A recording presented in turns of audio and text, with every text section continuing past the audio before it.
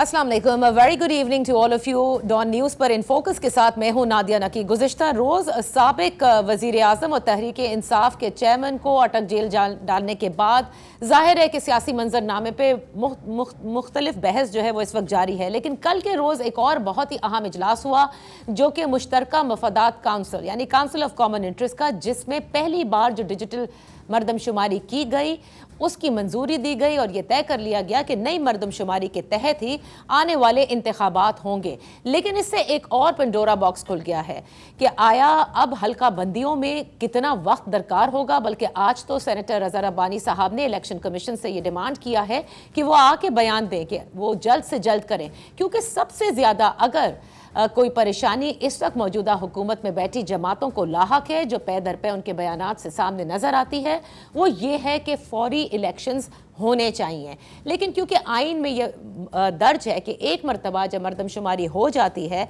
तो उसके बाद पुरानी मरदमशुमारी के तहत इंतखाबात नहीं कराए जा सकते। आज इसी मरदमशुमारी के तहत सेनेट में शोर शराबा भी हुआ। आपने देखा कि सेनेटर कामरान मुर्तज़ा साहब ने बलूचिस्तान के हवाले से काफ़ी जिसे कहते हैं तनकीद की और कहा कि 64 लाख आबादी कम शो की गई है, यानी 7-8 नशिस्तें या 6-7 नशिस्तें जो बढ़ाई जा सकती थी वो नहीं होंगी। और वो ये चाहते थे कि बलूचिस्तान में पहले ही बहुत महरूम अवाम है, उन्हीं में से लोगों को लाया जाए और ये 16 नशिस्तों पर हुकूमत करना उन्हें पसंद नहीं। जिसके जवाब में सेनेटर आज़म नज़ीर तारड़ साहब ने यह कहा कि जिस वक्त मुश्तरका मफादात काउंसिल का इजलास हुआ था उसमें मौलाना असद यानी मौलाना फजलुर रहमान साहब के बेटे और वो लोग वहाँ पर मौजूद थे जिन्होंने इसकी मंजूरी दी। और डिजिटल मरदमशुमारी वालों ने उन्होंने कहा कि बाकायदा तौर पर 2 घंटों की पूरी एक जिसे कहते हैं प्रेजेंटेशन भी दी है। अब आपको ये भी बताते चलें कि कुल आबादी पाकिस्तान की 24 करोड़ से थोड़ी सी ज़्यादा हो चुकी है, जिसमें रेट ऑफ पॉपुलेशन यानी जिस तनासब से पॉपुलेशन हमारी बढ़ रही है वो 2.55% है, जबकि सबसे ज़्यादा पॉपुलेशन बढ़ने का तनासब तमाम सूबों में बलूचिस्तान का ही है। एक तो बात यह हो गई कि आने वाले इंतखाबात अब वक्त पर होंगे या नहीं, अगर ताख़ीर का शिकार होंगे तो कितनी ताख़ीर का शिकार होंगे, और सबसे ज़्यादा ये कि मरदमशुमारी तो चले नई, इस पर तो बात होगी ही, यानी इस पर इंतखाबात होंगे, लेकिन क्या इस नई मरदमशुमारी के तहत कौमी असम्बली में किसी किस्म की कोई नशिस्तों में रद्द-ओ-बदल नहीं होगा? ये तमाम वो अहम सवालात हैं। और फिर इस मुश्तरका मफादात काउंसिल के बुलाए जाने पर भी सवाल उठाए जाते हैं। ये एक सबसे इंपॉर्टेंट मसला है। दूसरी जानिब टेकर प्राइम मिनिस्टर कौन होगा, इस पे मशावरत का आगाज़ हो चुका है। कई नाम सामने आए, जिनमें से एक नाम बलूचिस्तान से ताल्लुक़ रखने वाले NA 272 के कौमी असम्बली के मेंबर, जो कि पिछले दौरे हुकूमत में इत्तेहादी के तौर पर थे, फिर वोट ऑफ नो कॉन्फिडेंस जब हुआ उस हुकूमत के ख़िलाफ़, तो फिर मौजूदा हुकूमत इनके साथ भी इन्होंने इल्हाक किया, इत्तेहाद किया और कई मरतबा धुआंधार तकरीरें भी कौमी असम्बली के फ्लोर पर की। मैं जिक्र कर रही हूँ मोहम्मद असलम भूटानी साहब का, NA 272, जो कि लजबेला कम गवादर कहलाता है। आज इनसे ज़रा जानेंगे कि इनका इत्तेहाद मौजूदा हुकूमत के साथ कैसा रहा, पिछली हुकूमत और अब की हुकूमत में क्या फ़र्क पाया बतौर इत्तेहादी, और ये जो ओवरऑल सियासी सूरत हाल है और जो इलेक्शन के मामलात हैं इसको कैसे देखते हैं। और ये कि इनका नाम जो बतौर केयर टेकर प्राइम मिनिस्टर के आया, चंद मीडिया चैनल्स ने कोट किया कि इनके नाम पर भी मुशावरत हो रही है, इसमें कितनी हकीकत है। बहुत शुक्रिया ज्वाइन करने के लिए मोहम्मद असलम भूटानी साहब। मेरे ख्याल से गुफ्तगू का आगाज़ भी यहीं से कर लेते हैं। सर, क्या आपके नाम पर भी मुशावरत हो रही है बतौर केयर टेकर प्राइम मिनिस्टर के? मैडम, बिल्कुल ये गलत बात है, मैं इसको डिनाई कर चुका हूँ। न किसी ने मुशावरत मुझसे की है, न इसमें हकीकत है। मैं ख़ुद हैरान हूँ कि मेरा नाम कैसे चला। मैं 500% इसको डिनाई करता हूँ and it is not correct. ये बेबुनियाद बेसलेस खबर है। तो सर, आप बनना भी नहीं चाहेंगे अगर इस पे आने वाले दिनों में मशावरत हो? तो क्या कबाहत है बनने में? मेरी कोई इतनी न बड़ी सोच है और न मुझे कोई बनाएगा, तो मैं विशफुल थिंकिंग में ख़ुद को क्यों रखूं? अच्छा, तो भूटानी साहब ये तो बताएं कि 15 माह इस हुकूमत को हो गए जिसमें आपने हिस्सेदार बने इत्तेहादी के तौर पर, तो ये इत्तेहाद आपका 15 माह में कैसा रहा? देखिए जी, जहाँ तक प्राइम मिनिस्टर शहबाज शरीफ साहब का ताल्लुक़ है, उनके साथ बहुत अच्छा एक्सपीरियंस रहा काम करते हुए। उन्होंने बहुत इज़्ज़त दी, हर मौके पे हर मसले पे उसने तमाम इत्तेहादियों को ऑन बोर्ड लिया, सलाह मशवरा किया, जो भी काम करते थे हमें साथ बुलाकर हमें साथ चलाते थे और बहुत अच्छा तजुर्बा रहा बनिस्बत पिछले दौर के। पिछले दौर में मुशावरत तो खैर बिल्कुल नहीं होती थी, लेकिन मैं चूँकि आज़ाद हैसियत में दोनों के साथ हूँ, इमरान ख़ान के साथ भी था और शहबाज शरीफ साहब के साथ, तो मेरी प्रायोरिटी थी इलाके की डेवलपमेंट। राइट। उस हवाले से पिछली गवर्नमेंट ने भी मेरे साथ बहुत ताउन किया इलाके की, अपने हल्के की डेवलपमेंट में, और इन्होंने भी बहुत ताउन किया। लेकिन जो शहबाज शरीफ साहब के साथ वर्किंग का है वो बहुत अच्छी रही। अच्छा। और बहुत उनसे सीखा हमने। अच्छा, तो आपने जो ये कहा कि डेवलपमेंट, जाहिर है क्योंकि आप एक इंडिपेंडेंट के तौर पर कौमी असेंबली में जीत करके आए, तो आपने फ्लोर ऑफ द हाउस पे शिकायत भी की कि पिछले दौरे हुकूमत में फंड्स बहुत मिलते थे, इज्जत नहीं थी। इस दौरे हुकूमत में इज्जत आपको बहुत मिली शहबाज शरीफ साहब से, लेकिन फंड्स के हवाले से आपकी शिकायत रही। हाँ, तो उस तकरीर के बाद इन्होंने फंड्स देना शुरू कर दिए ना। अच्छा। पहले इन्होंने कहा ये चुप रहेंगे, तो मैंने कहा जी मैं यहाँ सिर्फ डेस्क बजाने नहीं आया हूँ, मेरे लोगों ने मुझे भेजा है कि हमें डेवलपमेंट चाहिए, तो आप डेवलपमेंट नहीं देंगे तो मैं एहतजाज करूँगा। तो फिर वो उस एहतजाज के बाद दे रियलाइज्ड, और फिर उन्होंने हमें फ़ंड्स देने शुरू किए और अल्हम्दुलिल्लाह हमने लोगों को पानी दिए, राब्ता सड़कें दी, बिजली दी, और छोटे मोटे जो उनके मसाइल थे, ख़ास करके लास्ट फ्लड में जो लोगों के नुकसानात हुए थे ज़मींदारी के हवाले से, उनको रिहेबिलिटेट किया। अच्छा। तो उसमें बहुत मदद की। लेकिन चिल्लाना पड़ता है, शोर करना पड़ता है जब भी कोई चीज़ नहीं मिलती है। घर बैठे कोई आपको नहीं लाके झोली में डालता है। तो वो मेरा हक़ था और आवाम के लिए किया था, अपनी ज़ात के लिए नहीं किया। एंड आई एम ग्रेटफुल कि प्राइम मिनिस्टर साहब ने उसके बाद तवज्जो दी और फिर सबको डेवलपमेंट के हवाले से अकोमोडेट किया। अच्छा, 15 माह पीछे रिवाइंड ज़रा कर लेते हैं। छोड़ने की वजह क्या बनी? अगर आप वहाँ पर भी फंड्स भी मिल रहे थे, जो कि जाहिर है कि आपने हल्के में काम भी कराना होता है क्योंकि आप आज़ाद हैसियत में इलेक्शन लड़े थे, फिर क्या ऐसी वजह थी? और जिस वक्त आपने छोड़ा और इधर आए तो कुछ वादे किए गए होंगे, उन पर अमल दरामद हुआ, वो वफा हुए? नादिया बीवी, देखिए मैं इंडिपेंडेंट था ना, मेरा मकसद एक ही था कि इलाके की डेवलपमेंट। तो वहाँ से जब बाकी सारे इत्तेहादी छोड़ के आए तो मैंने वहाँ बैठ के क्या करना था। और दूसरी बात ये कि मैंने कोई वजारत नहीं मांगी, कोई ऐसी डिमांड नहीं की सवाए डेवलपमेंट के। अगर मैं भी वजारत मांगता तो 75 वज़ीर तो इस वक्त हैं ना काबीना में मुख्तलिफ शक्लों में, तो 76वां मैं भी हो जाता। लेकिन मेरी प्रायोरिटी वो नहीं थी, मेरी प्रायोरिटी थी मेरे अवाम, मेरे लोगों की डेवलपमेंट। उसके लिए मैंने आवाज़ उठाई और थैंक्स टू प्राइम मिनिस्टर और एहसन इकबाल साहब, उन्होंने मेरे साथ ताउन किया। तो मैं तो आज़ाद था ना, मैं तो अपने लोगों की भलाई के लिए जिस तरफ जाना था मैं चला जाता हूँ। तो जब ये बाकी सारे इत्तेहादी छोड़ आए तो मैंने वहाँ बैठ के क्या करना था, बल्कि वहाँ तो फिर डेस्क खाली पड़े हुए हैं, सब छोड़ गए, पीटीआई वाले खुद छोड़ गए, तो मैंने वहाँ अकेले बैठ के क्या करना था। तो मुझे ये बताइएगा कि इस वक्त जो मौजूदा सूरत हाल है, गुज़िश्ता रोज़ जिस तरह से तोशा खाना केस का फैसला आया, साबिक वज़ीर आज़म अरेस्ट हो गए, अटक जेल में हैं, इन तमाम मामलात को आप कैसे देखते हैं? क्योंकि पिछले दौरे हुकूमत में आज की हुकूमत में बैठे लोगों की ये शिकायत थी कि उनसे इंतकाम लिया जा रहा है और वो सेम पेज स्टोरी है। आज आप क्या नहीं समझते कि एक मरतबा फिर तारीख उसी तरह से आगे चल रही है, सिर्फ चेहरे बदले गए हैं? नादिया बीबी, देखिए तोशा खाना जो है ना, इसने तो हमें पूरी दुनिया में बदनाम कर दिया है। ये सिर्फ इमरान ख़ान के साथ नहीं हुआ, और भी जितने हमारे सरबराहान हुकूमत या ममलिकत थे उन्होंने भी किसी न किसी तरह से सस्ती चीज़ें तोशा खाना से ली। अल्लाह ताला ने इनको इतना दिया हुआ है कि उन्होंने जो चीज़ें तोशा खाना से ली उससे 10 गुना ज़्यादा चीज़ें वो अपने जेब से खर्च करके ले सकते थे। लेकिन मुझे समझ नहीं आती है कि इस छोटी सी बात के लिए पूरे मुल्क को क्यों बदनाम किया जाता है, अपनी सियासी साख को क्यों नुकसान पहुंचाया जाता है।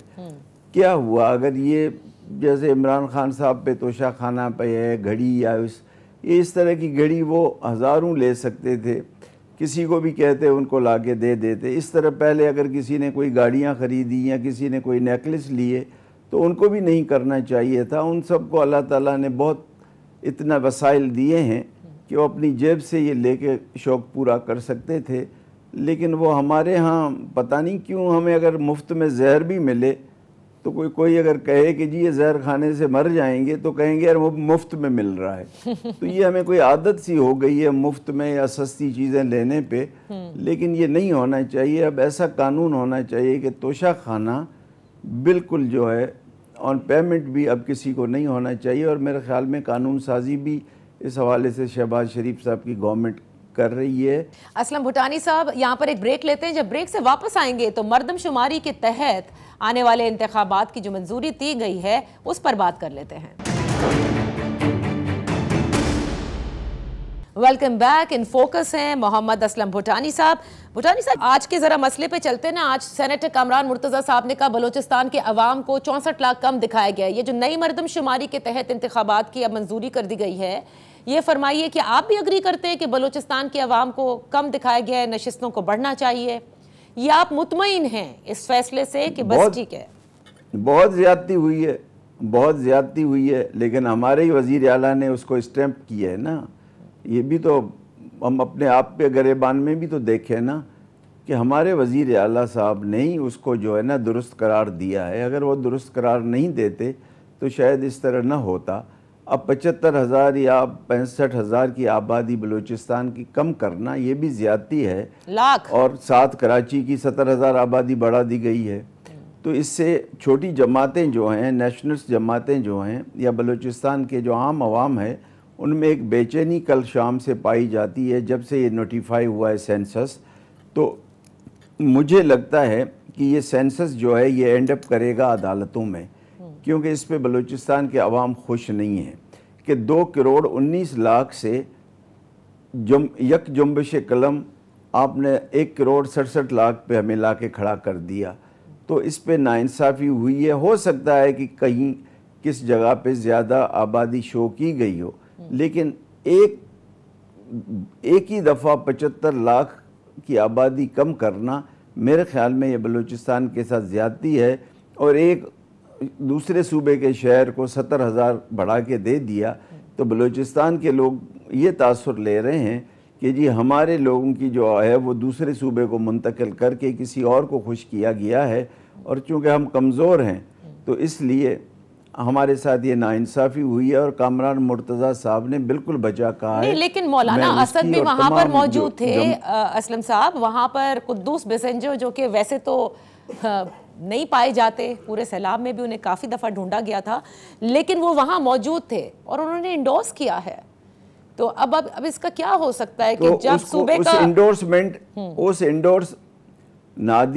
उस इंडोर्समेंट के लिए तो 3 घंटे इजलास रोका गया कि उसको स्पेशली बुलाया गया कि आके आप स्टैम्प करें, उसको नहीं करनी चाहिए थी। देखिए ना, मेरी कल भी एक बलूचिस्तान के लीडर से बात हो रही थी। मैंने कहा जी हम किसका रोना रोएं, हमारे अपने वज़ीर आला ने उसको एक्सेप्ट किया है, तो अब हम किसके साथ शिकवा करेंगे। जैसे आप कह रही हैं कि जी आपके वज़ीर आला ने इसको इंडोर्स किया है, तो सब यही बात कर रहे हैं और ये एंड अप करेगा कोर्ट में। और ये और मुझे खदशा है कि अगर अदालतों में ये मामला चले गए तो इलेक्शन फिर भूल जाएं आप। वैसे इलेक्शन हो रहे नहीं हो रहे, क्योंकि हुकूमत की अंदर बैठी जमातें सब ये कहती रहती हैं कि इलेक्शन वक्त पर होने चाहिए, मुतालबा करती हैं। कहाँ ऐसा नज़र आ रहा है आपको कि ताख़ीर क्या बल्कि काफ़ी आगे जा सकते हैं?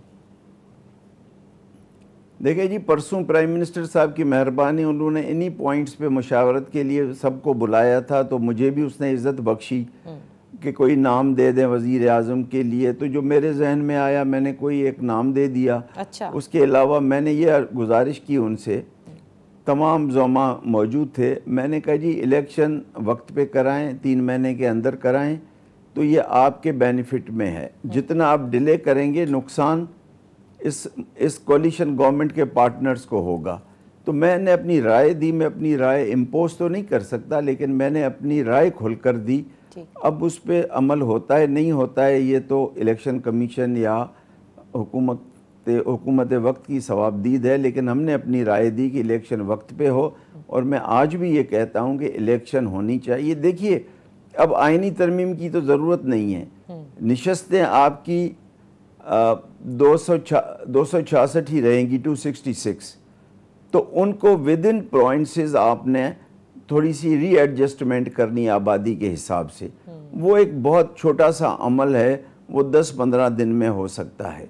तो मेरे ख्याल में अगर इलेक्शन कमीशन स्पीड अप करे तो 3 महीने के अंदर 90 दिन के अंदर ये प्रोसेस भी कंप्लीट वो कर सकती है। बहुत ज़्यादा तो 10-15 दिन और ज़्यादा ले लें, लेकिन ये प्रोसेस कंप्लीट हो सकता है। अगर इसको हम बहाना बनाकर कोई 3, 4, 6, 8 महीने इलेक्शन को खींचेंगे तो वो फिर सही नहीं होगा।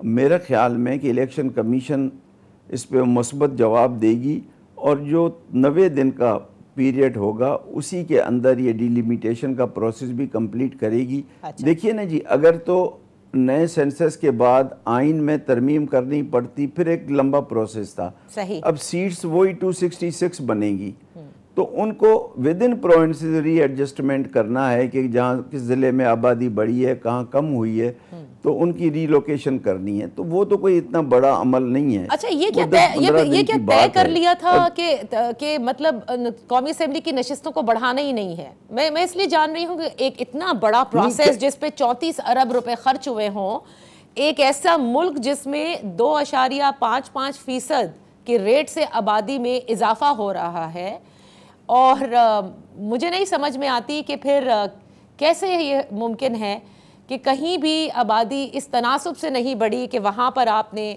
नशिस्तों को भी इंक्रीज़ करना पड़ जाए, जैसे आज शिकायत सेनेटर साहब ने भी की ना, कामरान मुर्तज़ा साहब ने। देखिए, अभी होना तो फिर ये चाहिए ना कि अगर जैसे सेंसस बढ़ा है तो फिर आइन में तरमीम होनी चाहिए, क्योंकि आइन में लिखा हुआ है कि हर सूबे की सूबाई या कौमी कितनी सीट्स हो सकती हैं, तो फिर उसके लिए तो आइनी तरमीम ज़रूरी है। अब आइनी तरमीम तो हम कर नहीं सकते क्योंकि 2/3 मेजॉरिटी नहीं है, और हम असेंबली की टाइम भी हमारा 3 दिन बकाया रह गया है। तो अब तो 266 सीटें ही रहेंगी, 272 थी, अब 6 फाटा की वजह से, फाटा के मर्जर की वजह से कम होकर 266 हो गई हैं। अब वो जो 266 हैं, वो जो अब जैसे बलूचिस्तान की 16 सीटें हैं, तो अब वो 16 ही सीटें होंगी, उनकी स्लाइटली रीएडजस्टमेंट करनी होगी। जो कामरान साहब कह रहे हैं वो ये कह रहे हैं कि अगर आप वक्त से पहले ये सेंसस नोटिफाई करते तो फिर इलेक्शन शायद हम तरमीम भी कर सकते या किसी तरह कोई कानूनी रास्ता निकालते जिससे बलूचिस्तान की सीटें बढ़ती। लेकिन अब तो 70-75 हज़ार जब बलूचिस्तान की आबादी कम हो गई तो वो तो सीटों की बढ़ोतरी तो खत्म हो गई, वो तो कहानी खत्म हो गई। अच्छा, असलम भुटानी साहब, क्योंकि नाइंसाफी हुई है बलूचिस्तान के साथ। अच्छा, असलम भुटानी साहब, क्योंकि वक्त कम है और 2-3 चीजें मैं आपसे फौरी तौर पर जानना चाहूंगी। ये मुझे बताइएगा कि पिछली पार्लियामेंट में ये शिकायत थी कि फोन आ जाते थे, इत्तेहादियों को बुला लिया जाता था और लेजिस्लेट करा लिया जाता था। इस मरतबा वो फोन करने वाले कहीं चले गए या तरीक़ाकार कुछ मुख्तलिफ हो गया? नादिया, अब मैं क्लियरली आपको एक लफ्ज़ में बता देता हूं कि हमारे मुल्क में हमेशा से कंट्रोल्ड डेमोक्रेसी रही है और कंट्रोल्ड डेमोक्रेसी रहेगी। अब इससे आप खुद ही मफहूम निकाल लें जो आपका सवाल है कि कंट्रोल्ड डेमोक्रेसी से मेरा मकसद क्या है। तो लेकिन क्यों सियासतदान मिलकर इस कंट्रोल से निकलना नहीं चाहते? सवाल तो फिर ये है। जब सियासतदान दस्तो गिरेबां होंगे तो जाहिर है उनको किसी और का ही सहारा लेना पड़ेगा ना। इनमें जब इत्तेहाद आपस में होगा तो फिर कोई और कुव्वत जो दरमियान में नहीं आएगी। जब आपस में ही दस्तो गिरेबां होंगे किसी भी मामले पे, बल्कि अब तो हमारे सियासतदानों को आदत पड़ गई है कि अगर फ़ोन कॉल नहीं आता है तो बेचैनी होती है कि 2 महीने हो गए किसी ने फ़ोन क्यों नहीं किया, और ख़ुद फ़ोन करके पूछते हैं कि भाई हमारे लिए कोई हुक्म। अब तो ये ट्रेंड पड़ गया है। अच्छा, भुटानी साहब, ये बताइएगा, ये जो केयर टेकर पीएम पे मुशावरत हो रही है, इसमें ज़्यादा उनसर क्या है? पीपल्स पार्टी की चॉइस को ज़्यादा वेटेज मिलेगी, नून लीग की ज़्यादा चलेगी या किसी और की? अगर आप मुझसे शुगर कोटेड जवाब मांगेंगी मैं तो मैं सच यही जानना कहूँगा चाहती कि हूँ। जी प्राइम मिनिस्टर और लीडर ऑफ द अपोजिशन और प्राइम मिनिस्टर मिलके फैसला करेंगे। लेकिन अगर हकीकत पर मुबनी जवाब आप मुझसे जानना चाहती हैं तो नाम कन्वे होगा और फिर उसी पे इत्तेफाक होगा। बहुत बहुत शुक्रिया मोहम्मद असलम भूटानी साहब हमारे प्रोग्राम में शिरकत करने के लिए। कहते हैं कि उनका नाम बिल्कुल भी किसी मशावरत के अमल में नहीं है, यानी वो कैंडिडेट नहीं है for care taker prime minister. यहाँ पर एक छोटी सी ब्रेक लेते हैं। बात हो रही है मरदमशुमारी के हवाले से, तो पूछ लेते हैं मज़हर अब्बास साहब से और अहमद बिलाल साहब से नई मरदमशुमारी के तहत इंतखाबात ताख़ीर का शिकार होने को। Welcome back. बात हो रही है मुश्तरका मफादात काउंसिल के तहत नई मरदमशुमारी जिसकी मंजूरी दी गई। अब इलेक्शंस क्या ताख़ीर का शिकार होंगे, वक्त पर होंगे, या ये महज एक तरह से अब हम सबको समझ में आ रहा है कि इलेक्शन कम अज़ कम 90 दिन में नहीं हो सकते। इस पर बात करते हैं सीनियर सहाफ़ी तज्ज़िया निगार मज़हर अब्बास साहब और अहमद बिलाल महबूब भी हमें ज्वाइन करेंगे, पिलडैट के एग्जीक्यूटिव डायरेक्टर। मज़हर साहब, कल जो कुछ हुआ तोशाखाना केस और तहरीक इंसाफ के चेयरमैन जो हैं उनको अरेस्ट कर लिया गया, उसके बाद ये भी बड़ी बातें होने लगी कि अब इलेक्शन की अनाउंसमेंट ज़रूर हो जाएगी। लेकिन फिर उसी सूरत में हमने ये भी देखा कि कल नई मरदमशुमारी के तहत ये मंजूरी दे दी गई कि इलेक्शंस होंगे। आप क्या देख रहे हैं कि क्या ताख़ीर का शिकार हो सकते हैं इलेक्शन या नहीं? शुक्रिया नादिया। ताख़ीर का शिकार हो सकते हैं, लेकिन मेरा ख्याल है बहुत ज़्यादा ताख़ीर शायद मुमकिन नहीं है। अब मुझे नहीं पता कि इसको आप कॉन्स्टिट्यूशनली कैसे कवर करेंगे, क्योंकि आइन में तो बहुत स्पेसिफिकली लिखा हुआ है कि 90 डेज, लेकिन आइन में तो जो पंजाब और केपी में हुआ उसके बारे में भी लिखा हुआ था। तो माशाल्लाह हमारे यहाँ आइन को किस तरह इंटरप्रेट किया जाता है, किस तरीके से उससे आइन को नज़रिया ज़रूरत के तहत इस्तेमाल कर लिया जाता है, ये भी हमारे यहाँ नज़र आया। लेकिन चूँकि इसमें इसलिए जो अगर हम मैक्सिमम भी जाएंगे जी, तो may be by the end of December या जनवरी तक कंप्लीट होके जनवरी एंड या फरवरी में इलेक्शन हो जाने चाहिए, क्योंकि उससे आगे आप जा नहीं सकते, सेनेट टूट जाएगी। इसलिए कि मार्च में सेनेट की 50% लोग जो है रिटायर हो रहे हैं। तो अब ये रिटायरमेंट वाली तो रिटायरमेंट ब्यूरोक्रेट की तो है नहीं कि आप 6 महीने इसको एक्सटेंड कर दें। सही। तो ये तो मतलब ये तो काफ़ी मुश्किलात हैं। इस नई मरदमशुमारी को अप्रूव करने के बाद और मुश्किलात में इजाफा हो सकता है। मैं अहमद बिलाल साहब को भी इंट्रोड्यूस कर लूँ। मज़हर साहब, thank you so much Ahmad Bilal साहब आपके भी ज्वाइन करने का। ये बड़ा अजीब मामला है कि जो वज़ीर कानून हैं वो कहते हैं कि कौमी असम्बली में सूबाई नशिस्तों का जो शेयर है उसे कुछ नहीं होगा। हमारी आबादी भी बढ़ गई, हल्का बंदियाँ भी नहीं होनी हैं, लेकिन सीट्स कहीं पर भी कौमी असम्बली में बढ़ाई नहीं जाएंगी। तो मतलब ये इसलिए नहीं जाएंगी क्योंकि उसके लिए आईनी तरमीम की ज़रूरत है, या आबादी ऐसी नहीं आई है, या हल्का बंदियाँ ऐसी नहीं होंगी कि जहाँ से नई सीटें निकलती हों? बहुत शुक्रिया नादिया, आपने मुझसे पूछा ना सवाल। जी बिल्कुल बिल्कुल जी। देखिए, हमारी आबादी जिस तरह से बढ़ी है वो बहुत समझदार लोगों ने आबादी को बहुत सोच समझ के बढ़ाया है। अच्छा। ऐसे बढ़ाया है कि हर सूबे का जो तनासब है पूरे मुल्क की आबादी में वो वही रहा है जो 2017 में था। तो इसका मतलब यह है कि अब चूँकि आबादी का तनासब वही है तो फिर सीटों का तनासब वही होगा, उस पर कोई तब्दीली नहीं होगी। चुनाचे किसी आईनी तरमीम की ज़रूरत नहीं होगी। इतने थाटफुल लोग जो थे जिन्होंने आबादी बढ़ाई है वो बहुत कम देखने में आते हैं। तो ये वज़ीर कानून का मतलब ये था कि आबादी बड़ी ऐसी है तो अब हम क्या करें, अब तो हमें किसी कायदी तरमीम की ज़रूरत नहीं है और वैसी सीटें रहेंगी। अब नीचे जो है शहरों के अंदर कुछ तब्दीलियाँ आएंगी।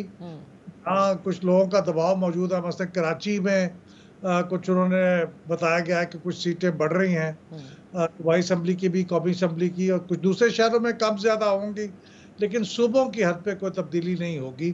तो ये इत्तफाक है, महज हुस्न इत्तफाक कहना चाहिए कि हमारी आबादी बड़ी ऐसे है कि किसी सूबे की नशिस्तों में तकसीम की ज़रूरत ही पेश नहीं आई। बहुत ही मतलब ज़बरदस्त आपने ये बात हमें बताई है। मैं खुद हैरान हूँ मज़हर साहब, कहीं आपने देखा है सेंसस इस तरह भी होते हैं कि जहाँ सीट नहीं बढ़ी जाती? और दूसरा ये मुझे बताएं कि ये कराची में तो MQM की तो ये डिमांड थी कि 3 करोड़ से एक बंदा कम नहीं मानेंगे, अब तो मान गए ना वो भी?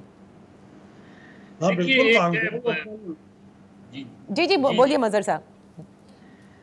देखिए मेरा ख्याल है हमें ये भी देखना चाहिए थोड़ा सा, जो कल भी मेरी MQM वालों से भी बात हुई थी, उनका जो इशू इस वक्त जो सीटों में इजाफा है वो तो एक अलग मसला है, लेकिन उनका ये इशू खासी हद तक उनके नुक्ता नज़र से रिजॉल्व होता नज़र आ रहा है कि जो उनके बकौल जो लास्ट टाइम डीलिमिटेशन हुई थी उसमें जो उनकी सीट्स थी, यानी उनके बकौल जो सीट्स वो जीता करते थे या वो थी, उसकी आबादी जो है वो दूसरे हलकों में मिला दी गई थी।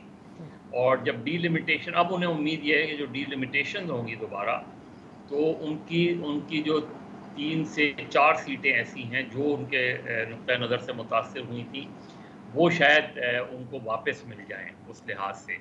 अच्छा। ये उनका वो है। दूसरा ये कि मेरा ख्याल है हमें ये भी थोड़ा सा असिस्ट करना चाहिए कि हम भी शायद आबादी के तनासुब को बहुत मुख्तलिफ अंदाज में देखते हैं। अब अगर मैं गलत नहीं हूँ तो 2007 में जब मरदमशुमारी हुई थी, उसके बाद 2017 में हुई, यानी 20 साल का गैप था। जी बिल्कुल।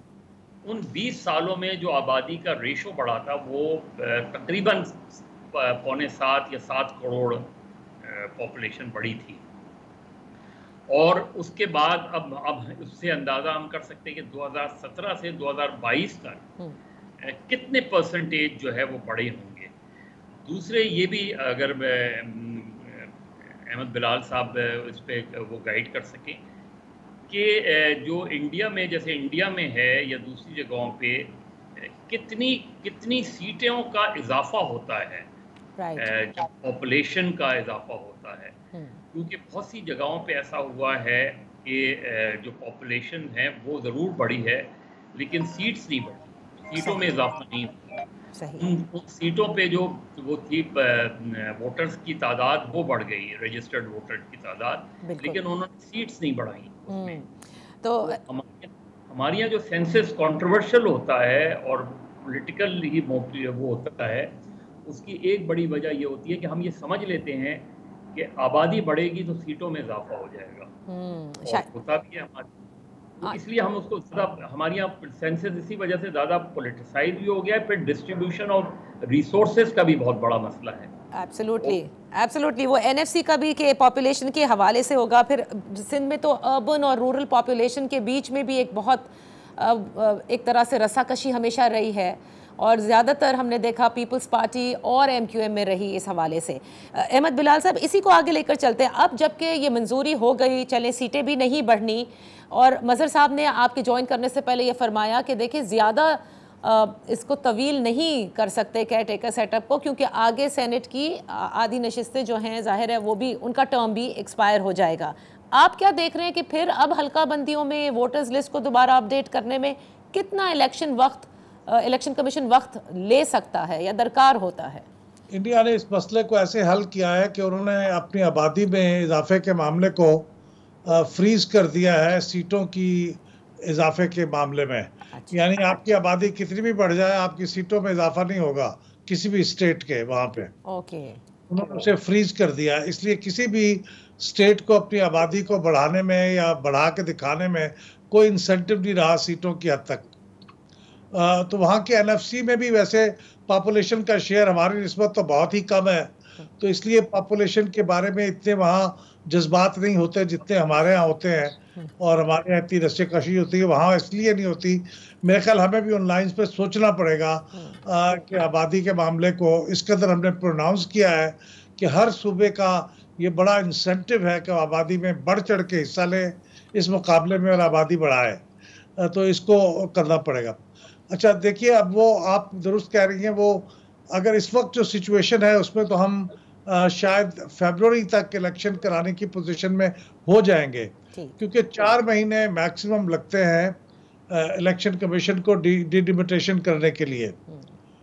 तो उसके बाद आप 2 महीने के अंदर इलेक्शन करवा सकते हैं, 3 महीने की बजाय, क्योंकि आपको अगर असेंबली तोड़ना हो तो 90 दिन में होते हैं, लेकिन वो 90 दिन 60 डेज में कम हो सकते हैं, क्योंकि आपने तो तैयारी की हुई है पहले से, और उसके लिए आपके पास सेंसस का टाइम भी, वो जो हल्का बंदियों का टाइम भी आपको अवेलेबल होगा। तो मेरे ख्याल में 5, बहुत कम से कम करें तो 5 महीने, और ज़्यादा से ज़्यादा करें तो 6 महीने में ये इंतखाबात हो सकते हैं, हल्का बंदियां हो जाने के बाद भी। क्योंकि जिस तरह से आबादी बढ़ी है, वो मैंने पहले अर्ज किया कि उसको खराज तहसीन पेश करना चाहिए। उसकी वजह से ज़िलों के अंदर, यानी जो सिटीज़ और डिस्ट्रिक्ट्स में हल्का बंदियों का काम है, वो भी इतना एक्सटेंसिव नहीं होगा, कुछ में कोई तब्दीली नहीं होगी। तो इसलिए मेरे ख्याल वर्कलोड कम हो जाएगा।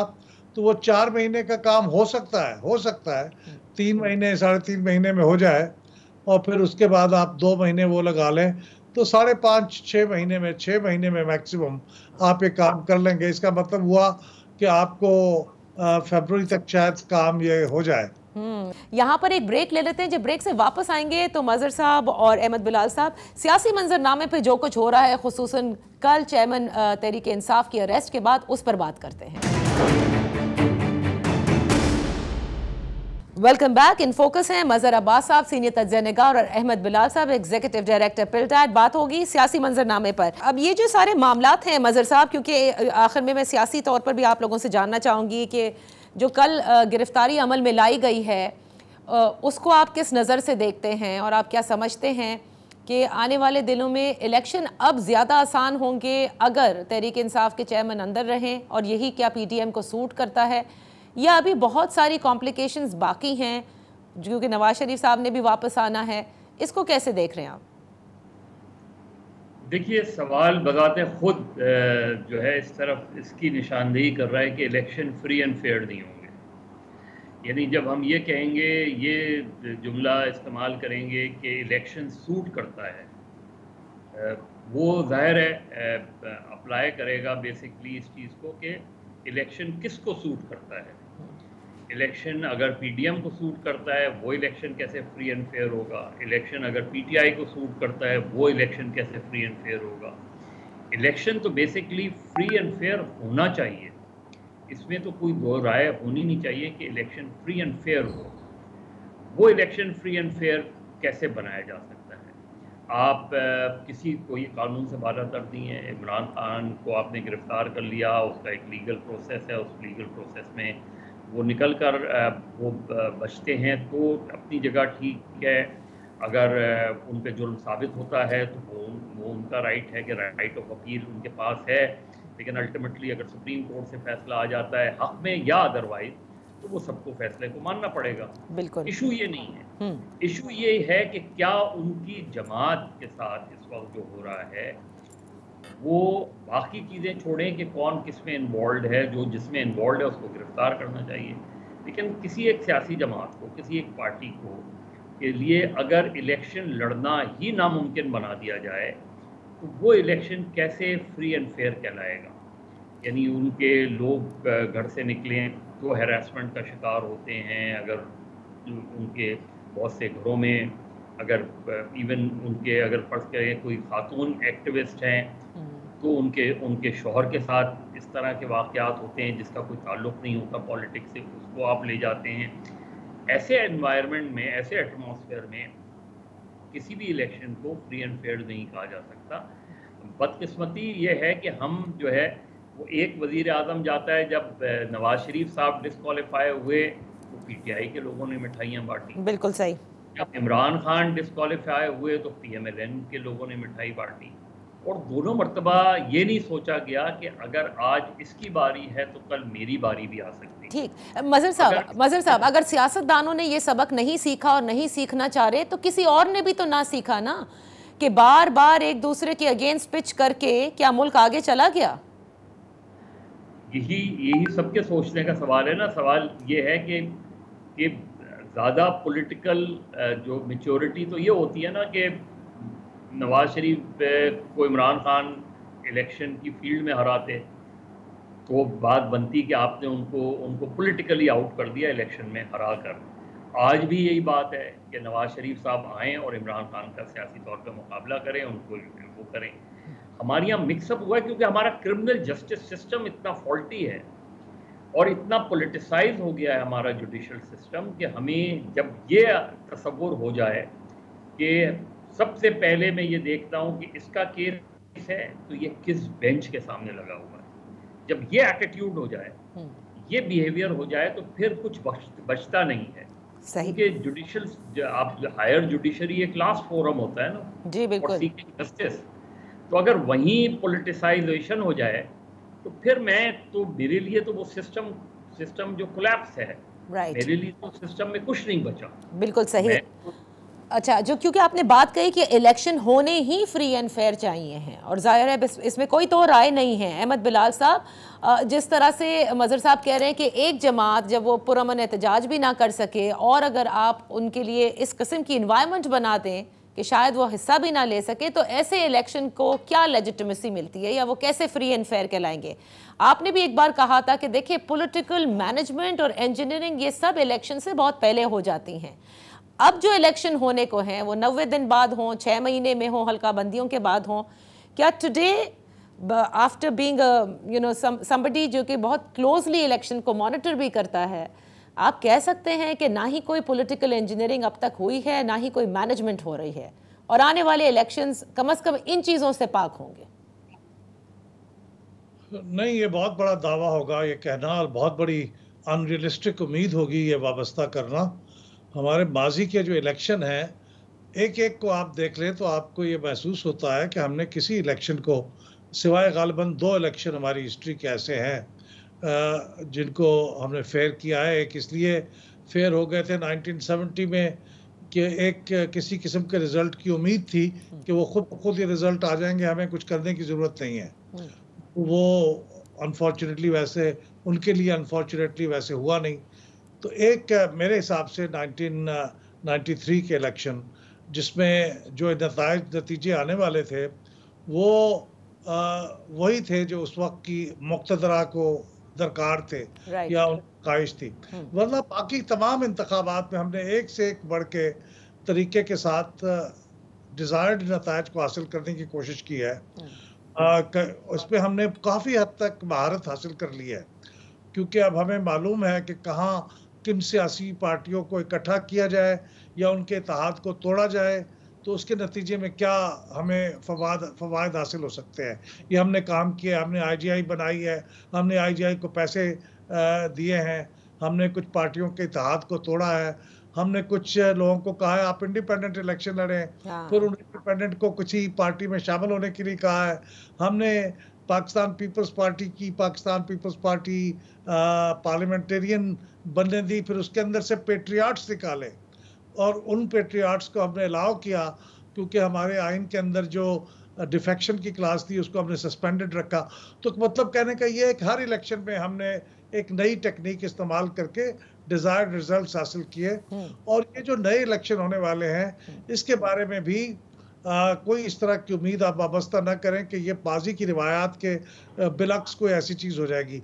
ऑलरेडी जो कुछ हो रहा है वो बिल्कुल वाज़ेह है कि ये एक ख़ास समत में जा रही है, चीज़ों को जिस तरह से ले जाया जा रहा है।